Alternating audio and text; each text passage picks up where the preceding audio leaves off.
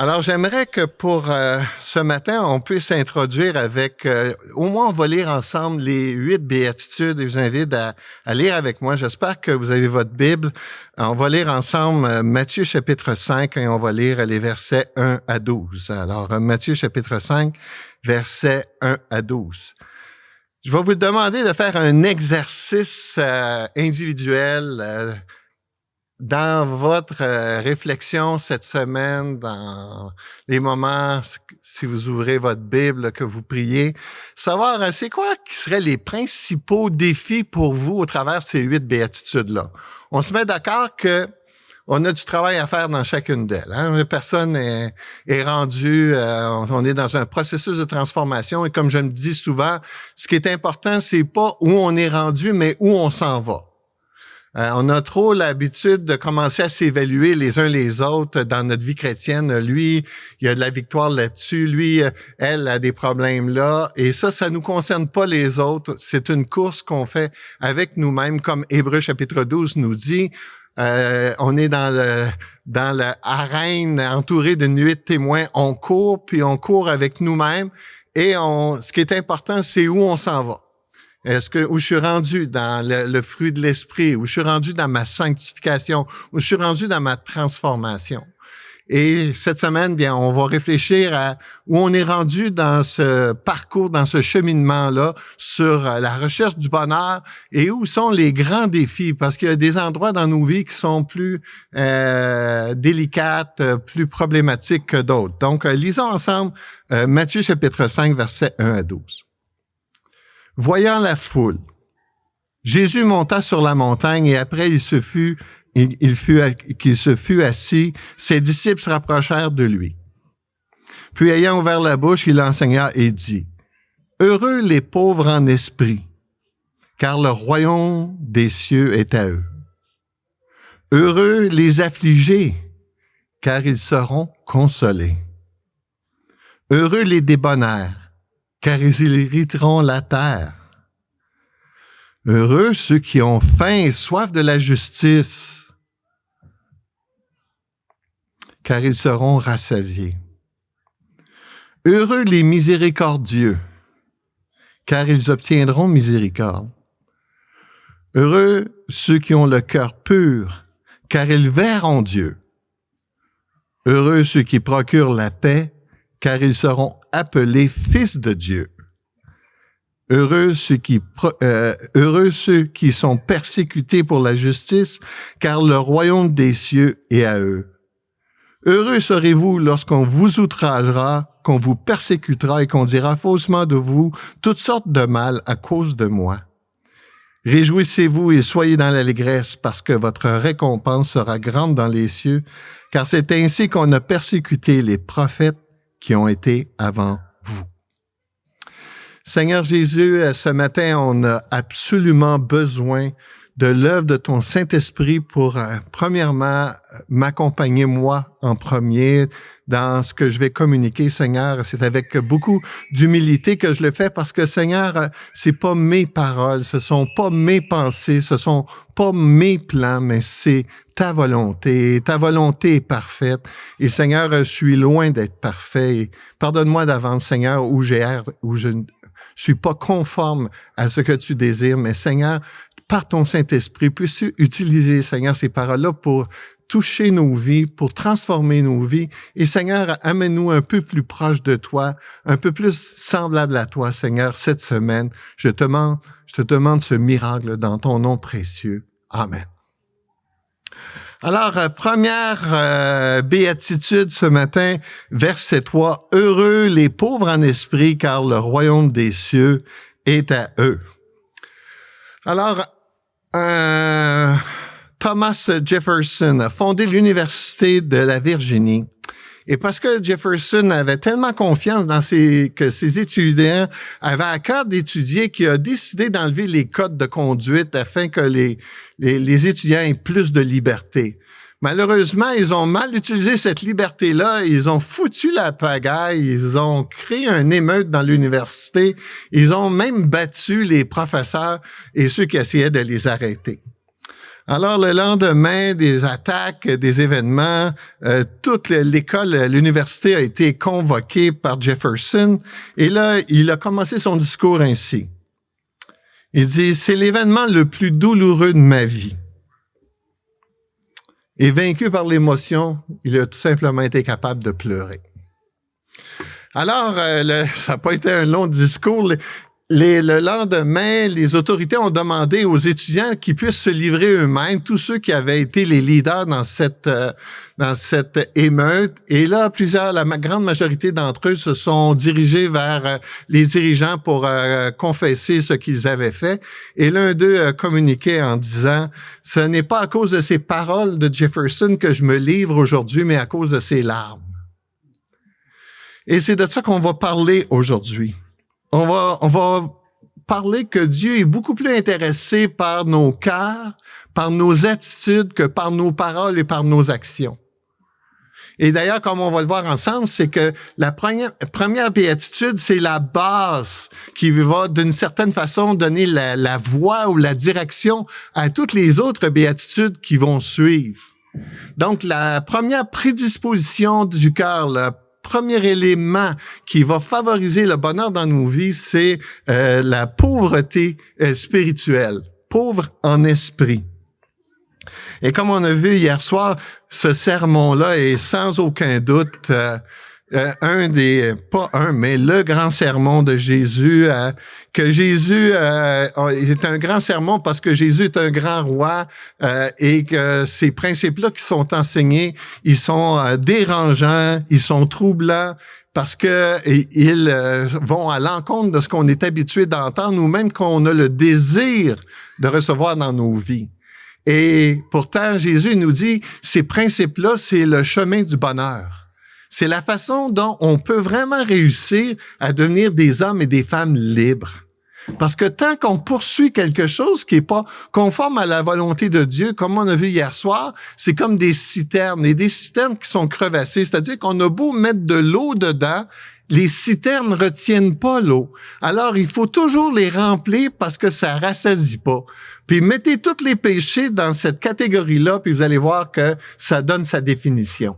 Les péchés ne rassasient pas. Hein? Comme la Bible dit, des fois, il y a du bonheur pour un temps, mais après, il y a toujours un effet secondaire qui vient parce que ça rassasie pas. Alors, c'est tout un défi dans nos vies d'être capable de s'éloigner de ce réflexe-là naturel, parce qu'on l'a tous, je l'ai, et de pouvoir être capable de prendre une voie différente que le Saint-Esprit peut produire dans nos vies pour nous conduire vers la voie de la libération. Jésus, ici, nous parle dans ses béatitudes, le mot béatitude, qui veut dire tout simplement béni. Ça vient du mot latin beatus, c'est comme ça qu'on l'appelle. Ou encore certains, comme nos traditions, plusieurs de nos traductions utilisent le mot heureux. Heureux, hein? Il répète heureux, heureux, heureux. Il y a comme une insistance qui dit, là, « Hey, allume, là! Tu veux être heureux, là, mais gars, je te donne la voie, je te donne le chemin par lequel tu peux être heureux. » Et comme je l'ai mentionné aussi hier, ça fait référence ici principalement au caractère du croyant. C'est comme ça passe de l'intérieur vers l'extérieur.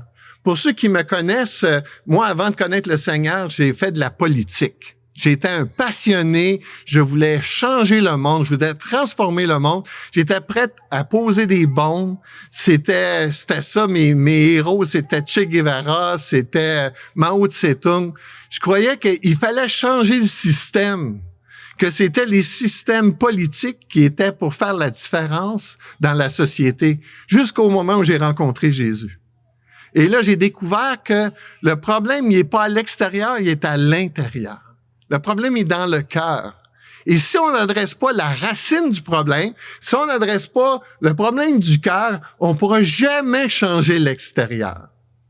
Alors, vous voulez voir des changements dans vos vies, vous voulez avoir des changements dans vos relations, mais ça commence par vous. Ça commence par votre propre cœur. Et lorsque j'ai compris ça, et que là, j'ai donné ma vie à Jésus, j'ai compris que si je voulais changer le monde, c'était un cœur à la fois, puis ça commençait par le mien. Si je changeais pas le mien, je peux pas avoir un impact à l'extérieur. Mais parce que Dieu a changé mon cœur, il a changé toute l'ADN de ma personne. Et ce que ça le fait, c'est que ça a commencé à produire des fruits. Et naturellement, ces fruits-là, c'est un long processus parce que le travail de Dieu, c'est long. Hein? Pensez à Moïse. Hein? Moïse, il était combien de temps chez les Égyptiens? 40 ans. 40 ans pour découvrir qu'il était quelqu'un. Hein? Et Dieu, ce qu'il a fait, il l'a envoyé 40 ans dans le désert pour découvrir quoi? Qu'il était rien. Puis les 40 dernières années de sa vie, il a découvert qu'est-ce que Dieu peut faire avec un rien. Et imaginez, 120 ans, c'est long, ça. C'est pour ça qu'il faut être patient avec nous-mêmes, puis règle générale, même si je dis que c'est important, c'est la direction où on s'en va, il faut surtout être capable d'être patient avec nous-mêmes parce que le travail de Dieu, c'est un travail à long terme. Mais ça commence à l'intérieur. Ça commence par ici, cette prédisposition, le caractère du croyant, le caractère de l'enfant de Dieu. Et c'est de ça qu'on va parler cette semaine. Et comme je l'ai dit tantôt, c'est une course avec nous-mêmes. C'est pas une course avec les autres. Donc, on n'est pas en train d'évaluer l'autre où il est rendu dans son processus. Hein? On n'est pas en train de donner des coups de coude à sa femme ou à son mari, là, puis... Tu as entendu, là, qu'est-ce qu'il dit, là? Parce que, là, gars, il parle à toi, là. Dieu parle à nous, hein? Il nous parle à nous, premièrement. Puis, l'autre, bien, c'est son cheminement avec Dieu. Et quand je disais que c'est un long processus, moi, il a fallu, ça prend 10 ans de mariage pour que je comprenne les principes que j'enseigne. Puis, j'étais beau être pasteur, mais ça a pris 10 ans avant que j'en prenne, que je comprenne c'est quoi ça, un exemple, mourir à soi-même. Et là, de pas attendre des changements dans la vie de sa femme pour que les choses puissent changer. Donc, ça a pris 10 ans, mais mon ami que ça valait la peine parce que là, quand justement Dieu a commencé à faire ce travail-là, puis que je me suis concentré sur ma propre vie, puis sur mes propres péchés, puis sur les propres choses que j'avais besoin de travailler dans ma vie, là, tout d'un coup, le cercle vicieux de mon mariage a commencé à changer. Parce que là, ça en prenait juste un qui donne une direction différente. Puis là, tout d'un coup, ça a une influence sur l'autre. Mais ça a commencé par mon caractère. Ça a commencé par ma vie. Alors aujourd'hui, la première béatitude, les béatitudes sont toutes construites un peu sur la même façon. Il y a une condition au bonheur, puis il y a une promesse qui est attachée au bonheur. Et là, la première condition au bonheur, c'est pauvre en esprit. Et on va voir après par la suite quelle est la promesse qui est attachée à cette condition. Donc, regardons cette première condition au bonheur, la pauvreté spirituelle ou la pauvreté en esprit. Cette expression-là a suscité beaucoup de discussions sur savoir à quoi Jésus fait exactement référence. Qu'est-ce qu'il faut que je cible dans ma vie pour essayer de travailler cette première vertu, cette première béatitude-là? Bien, premièrement, il y a eu deux façons d'interpréter ce passage, deux interprétations possibles. Premièrement, ça peut être faire référence à être pauvre avec le contentement. Jésus nous invite que pour être heureux, il faut être pauvre. Il y en a, littéralement, c'est comme ça qu'ils ont interprété ça, là. Ils ont fait le vœu de pauvreté. Ils ont refusé toute richesse. Ils ont recherché à vivre humblement. Et c'est vrai qu'il y a certaines expressions, certains versets dans la Bible qui pourraient laisser sous-entendre cela. Par exemple, comme ici dans Luc 6:20. Heureux vous qui êtes pauvres. Ça, c'est la version de l'Évangile de Luc sur les béatitudes. Et c'est comme ça que Luc l'a écrit. Heureux vous qui êtes pauvres. Donc, certains ont interprété ça vraiment comme de la vraie pauvreté. Ou encore, Luc 4:18, « L'Esprit du Seigneur est sur moi parce qu'il m'a oint. » C'est Jésus qui parle. Il parle de sa mission pour annoncer une bonne nouvelle aux pauvres. Encore là.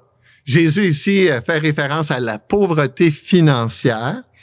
Jacques 2, dans le même esprit, écoutez mes frères bien-aimés, Dieu n'a-t-il pas choisi les pauvres aux yeux du monde pour qu'ils soient riches en la foi et héritiers du royaume qu'il a promis à ceux qui l'aiment? Donc, encore la même idée, ça fait référence à la pauvreté financière. Hébreux 11, 24. Ésaïe 61, 1.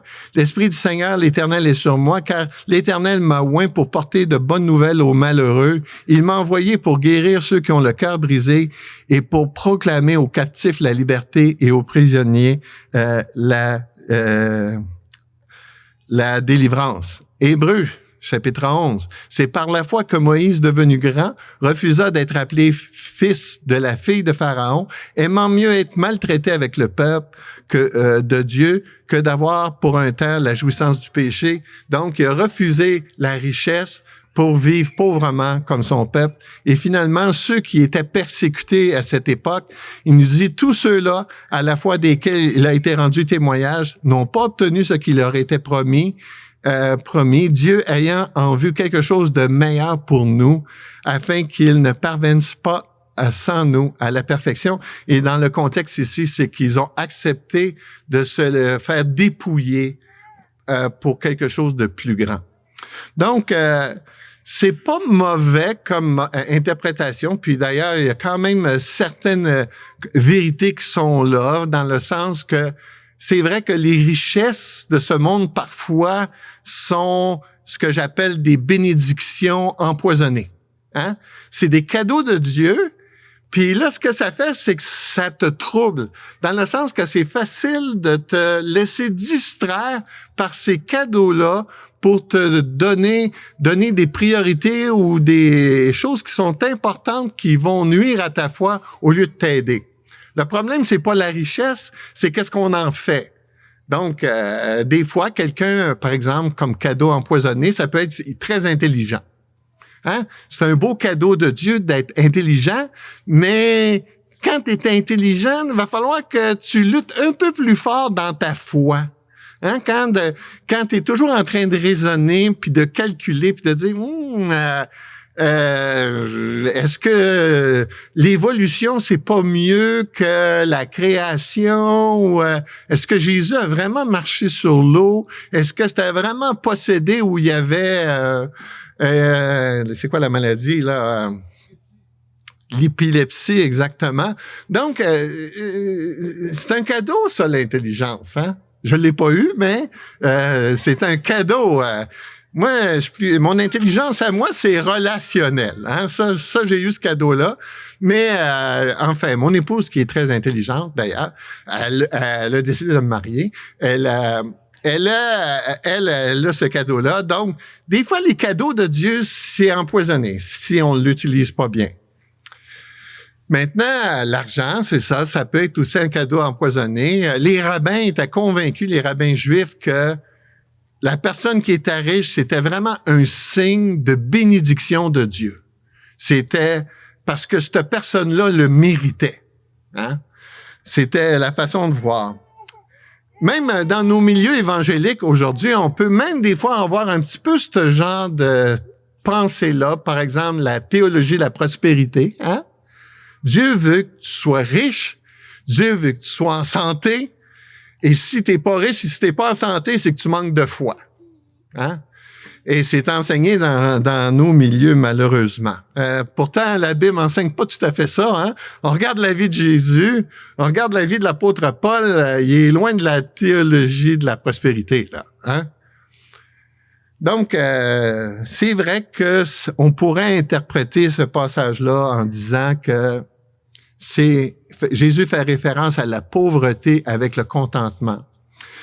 Mais il y a une autre façon d'interpréter ce passage-là, c'est plutôt de se considérer d'être humble à ses propres yeux. Et quand je vous dis ici que c'est premièrement le caractère du chrétien, que deuxièmement, c'est de l'intérieur vers l'extérieur, et que c'est la fondation aux autres béatitudes, ici, ce que ça nous dit, c'est que pour partir la vie, là, ça prend de l'humilité spirituelle.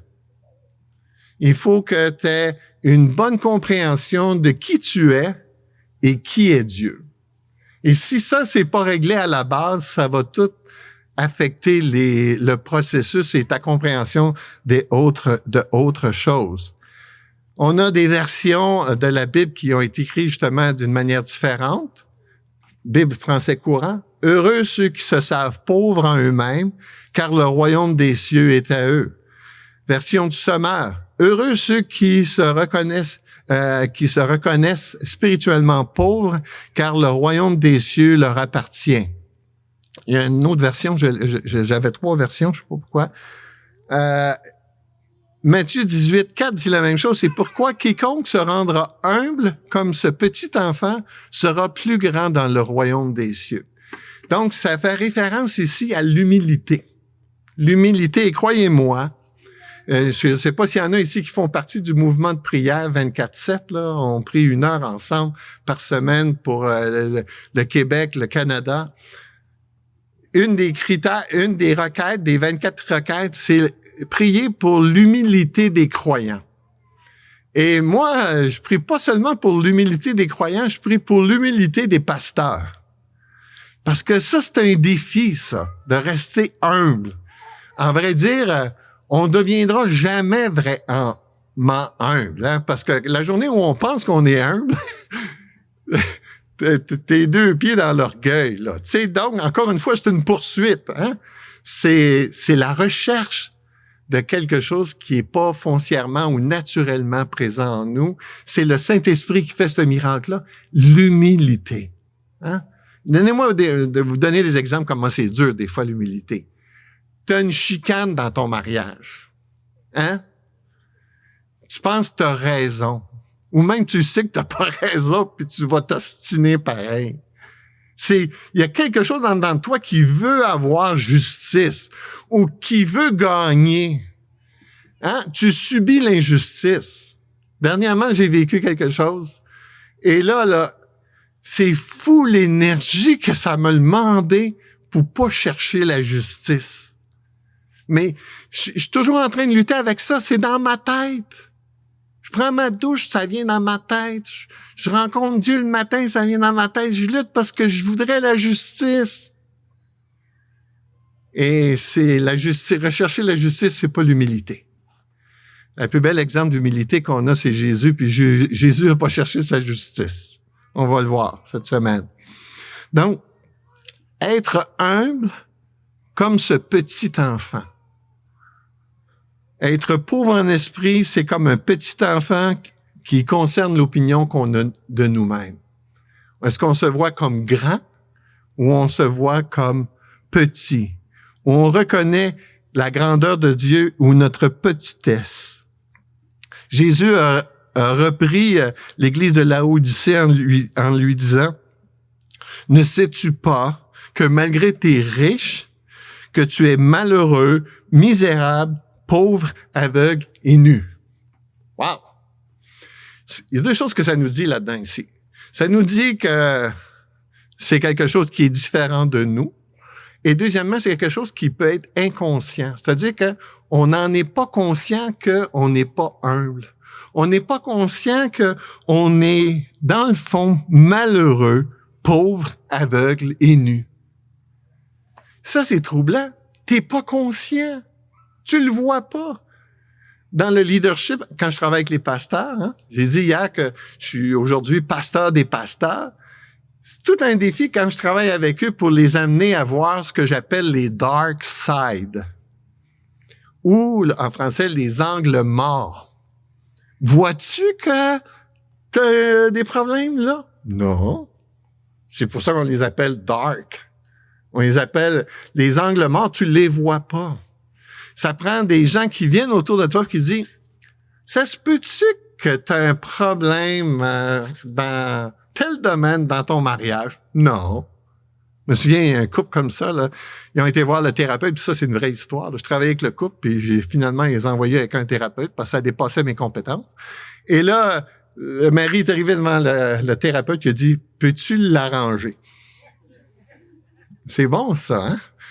Tu sais, peux-tu la fixer, là? Ça réglerait les problèmes, là, tu sais. Lui, là, il était dans les dark side, par-dessus la tête, hein? Mais on en a tous des dark side, là. Hein? Quand je vous dis cette semaine, pouvez-vous prier et demander à Dieu, là, Seigneur, là, est-ce que y a-t-il quelque chose dans ces béatitudes-là qui me concerne ou qui me concerne plus que d'autres choses?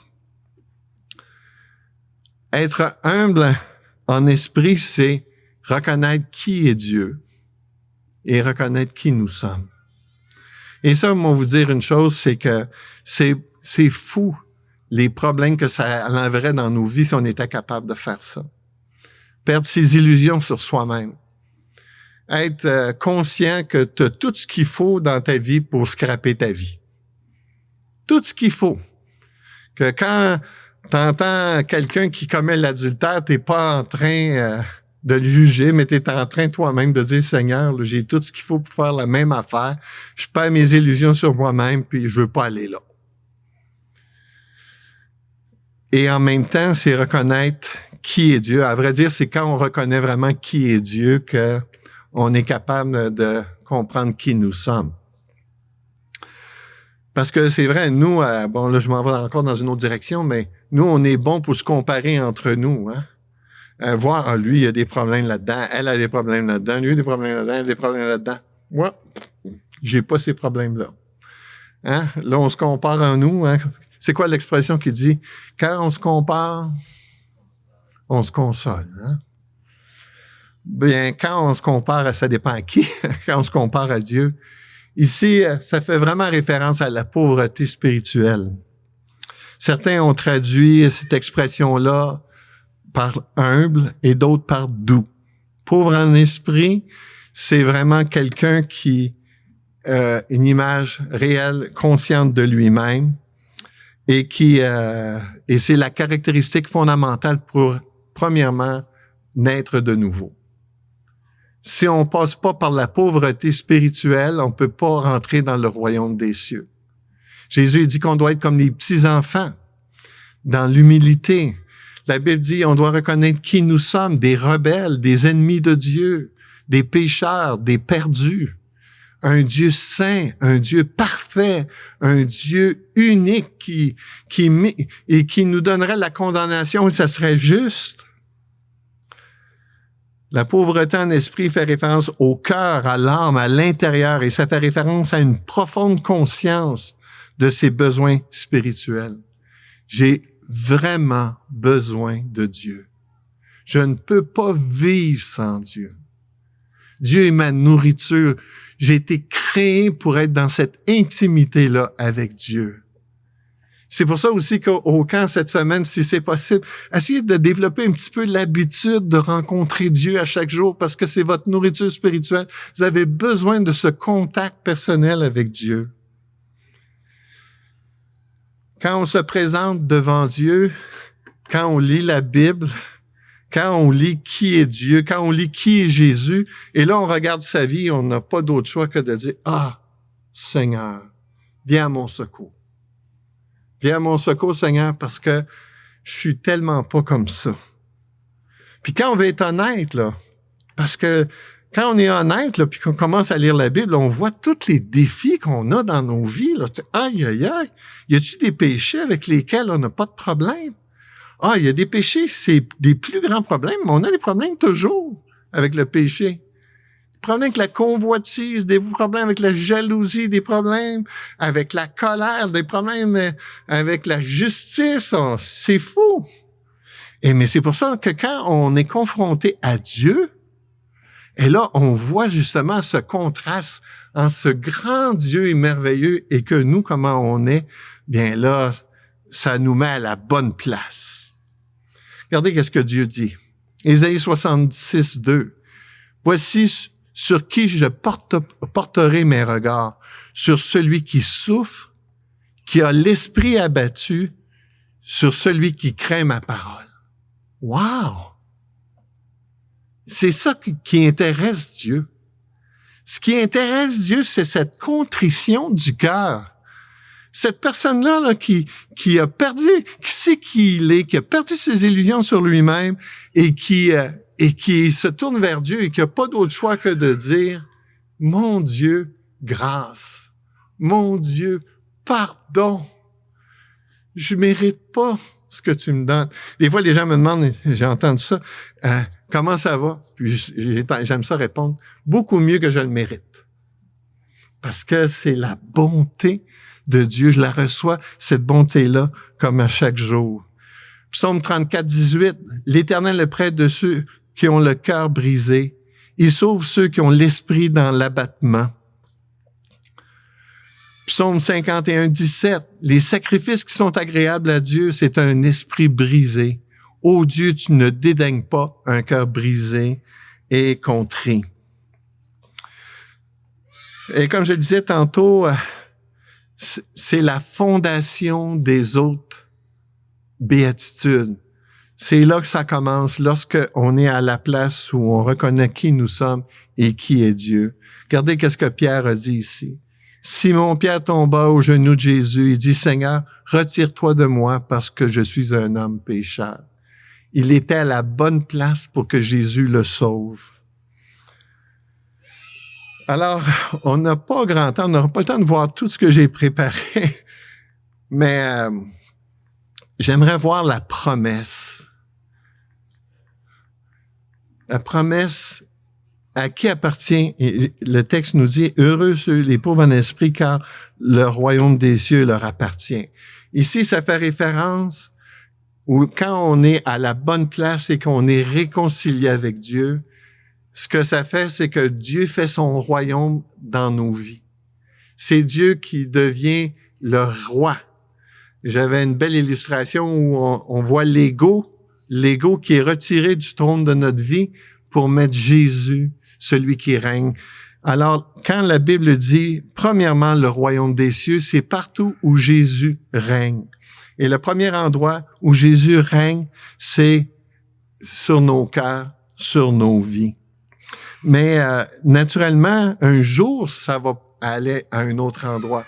Un jour, on va vivre des royaumes terrestres, ou pour ceux qui sont d'accord avec mon opinion sur le millénium, ou encore que Dieu va établir un nouveau royaume, une nouvelle terre où on va régner avec Dieu. Mais ça, c'est dans le futur. Mais dans l'immédiat, cette promesse ici, ça touche la place de Dieu dans le cœur du croyant. Jésus vient faire son habitat, Jésus vient faire son royaume en nous et il dirige nos vies. C'est ce qui caractérise un croyant.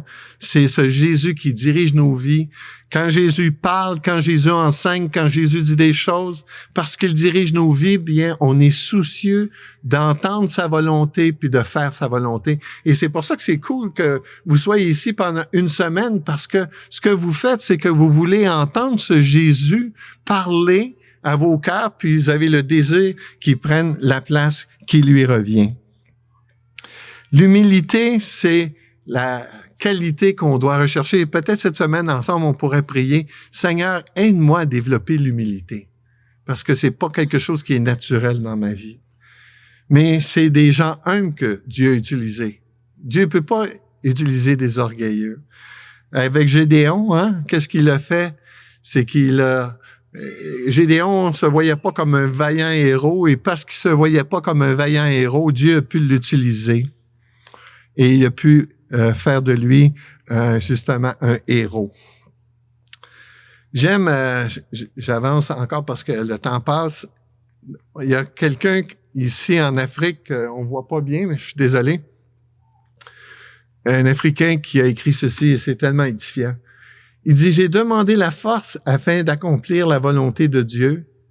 J'ai été fait affaibli afin que je puisse obéir.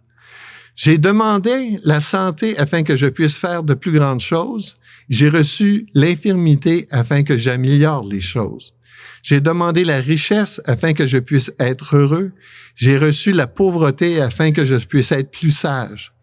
J'ai demandé le pouvoir afin que je puisse recevoir la gloire des hommes. J'ai reçu la faiblesse afin que je puisse sentir le besoin de Dieu.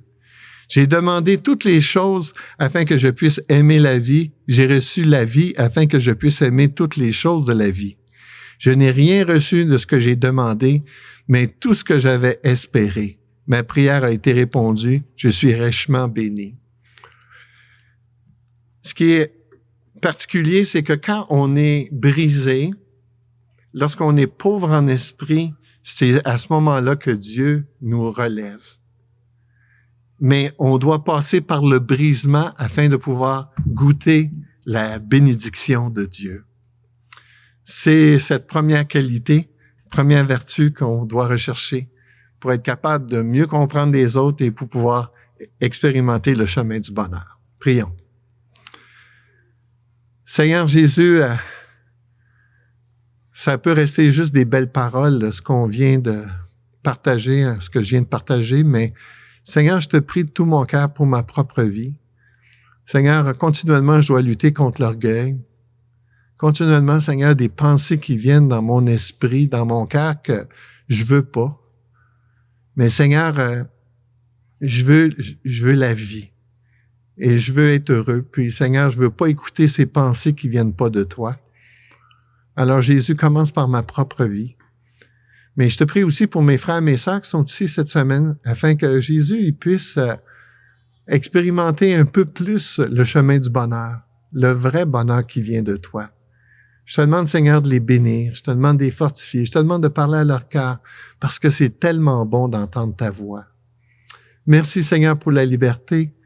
Merci pour ce beau camp. On te remet cette journée entre tes mains. Amen.